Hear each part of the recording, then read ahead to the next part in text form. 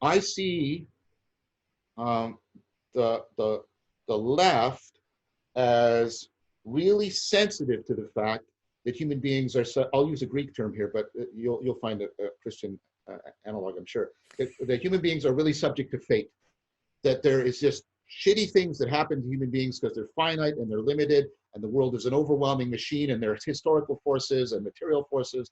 You might even say powers and principalities at work, right? And people are just subject, right? And that we have to do, and that people therefore deserve our aid even if they haven't earned it.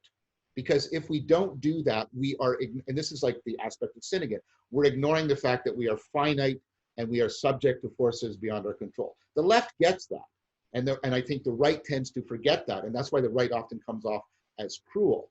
But what the left forgets is what the right is, no matter how haphazardly they do it and stupidly they do it, is the right tries to remind people that even though we are subject to fate and people should be aided beyond what they deserve or have earned, right? Human beings are nevertheless also responsible. They need to cultivate virtue because every human being is beset by self-deception. And the only person that can get out of self-deception, I can't get you out of your own self-deception. I can give you guides, but you have to go through it.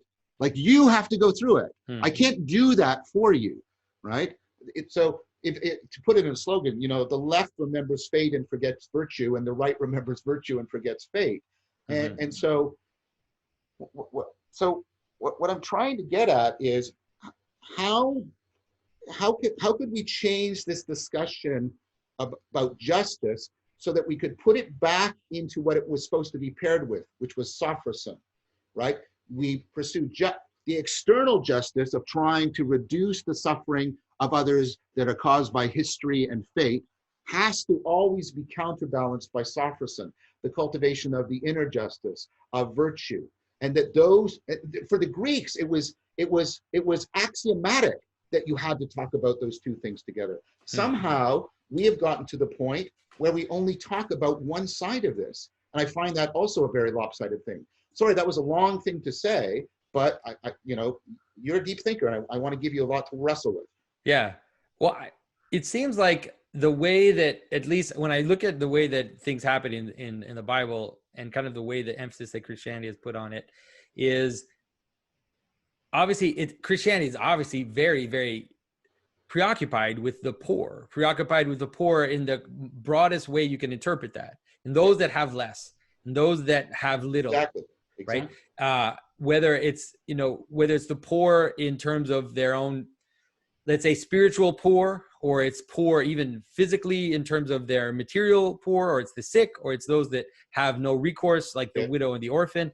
This is something that Christianity is extremely concerned about. But the way that Christianity seems to have concerned itself about it mostly is to ask those who have to give, right? To put responsibility on those who have to care for those who need to be cared for. Sure. Rather than tell those who are lacking to go get theirs, right? Yeah. To take it from those who have it.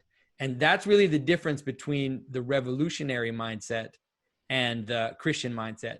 And some people might say, well, why can't it happen? Like, why can't those that have less just take it back? And the reason is a very practical reason. It's because it's a self-defeating pattern.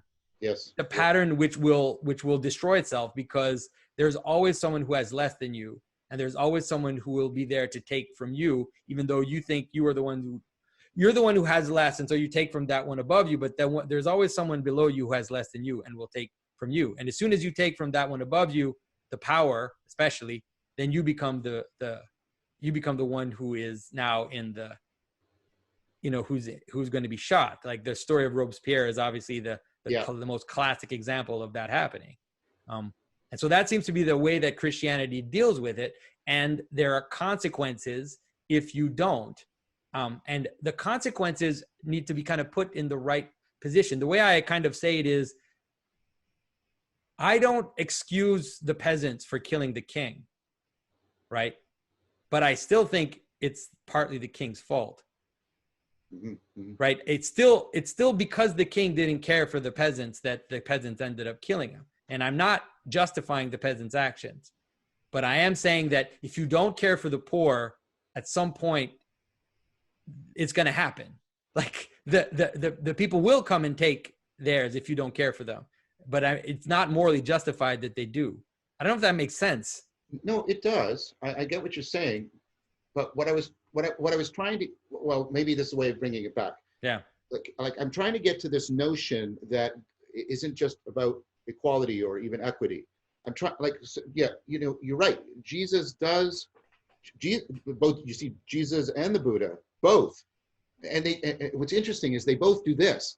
They both criticize equally something like cruelty and something like hypocrisy, right? And so what I'm saying is what we're trying to bring in here as we're trying to encompass the nature of human beings is that the notion of social justice, especially if it becomes just the pursuit of equality, does not have the machinery to deal with it. I mean, Jesus and the Buddha are neither left nor right. Like, it doesn't make sense to talk. No. They're right. Yeah, exactly. But it doesn't make sense at all. Exactly. Right. And so the point is, in a very profound way, it's not that they're non-political, but they're, if you'll allow me, they're meta-political. Oh yeah. Right. They're trying to get at what are the values or the virtues people should be aspiring to that are the most responsible, and I mean both senses of the word responsible, to human nature, right? That's what I see them doing, and that's what I'm not seeing in this movement. I'm not seeing the wisdom of, you know, like we said, of trying to balance these things together, of getting a deep understanding of human nature. I'm hearing a very, very superficial theory about human nature and human history and human culture, and I don't think that the version of justice is what really concerns me. Is this version of justice? It sounds so easy, and that to me means it's got to be wrong, because I mean, what I get from all the great philosophers is justice, real justice. I mean, John Rawls writes this huge book, right? Like, real justice is hard. It's really hard because human beings are so incredibly complex, and they have, as we've been talking about here, these opposing forces and poles at work in them. That was a point I was trying to make. Sorry. You're totally right. And I think that, like, if you look at how Christ deals with it, it's interesting because, you know, we talk about responsibility, and you can see the way that Christ talks about it. Like, he talks to the Pharisees and he says, you're a bunch of hypocrites. And he talks to, woe to the rich if you don't care for the poor, and woe to, you know, and blessed are those who are poor, for they will receive, and all of this. Like, there's all this in his, but he also has several parables where he talks about the poor who don't care for what they have and the consequences of that.